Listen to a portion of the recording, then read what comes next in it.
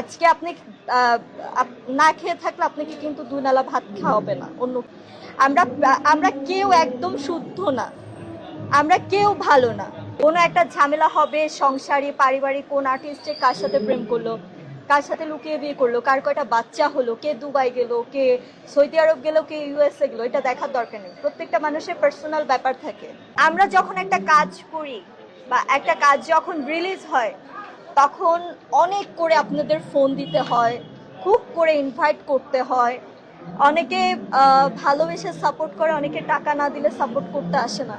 কিন্তু ঠিকই যখন ফেসবুকে একটা ঝামেলার পোস্ট দিয়ে দেয়, যাদেরকে কাজের সময় পায় না তারা এসে খোঁচানো শুরু করে দেয়, আপু কি ঝামেলা হয়েছে, কি হয়েছে। এখন আমাদের আসলে মন মানসিকতা পরিবর্তন করতে হবে। আমাদের কাজ, আমরা যে কাজটা করি, আমরা আসলে আমাদের শিল্পটাকে তুলে ধরতে চাই। তো আমাদের শিল্পটাকে তুলে ধরা হোক।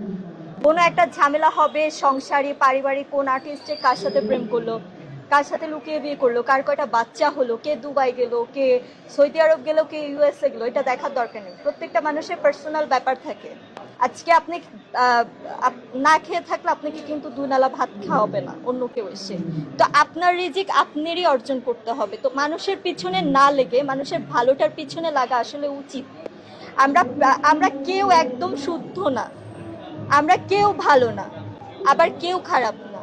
সবার মাঝে ভালো খারাপ থাকে। তো সেই জিনিসটা চিন্তা করে আমি ওর বদনাম করলাম, ইসলামের শরীয়তে আছে আপনি আমার বদনাম করলে আমার সব পাপ আপনার ঘাড়ে চলে যাবে, এই কথাটা চিন্তা করে আমাদের চলতে হবে। সো আমি চাই না আমি অন্যের বদনাম করি বা অন্য কেউ আমাকে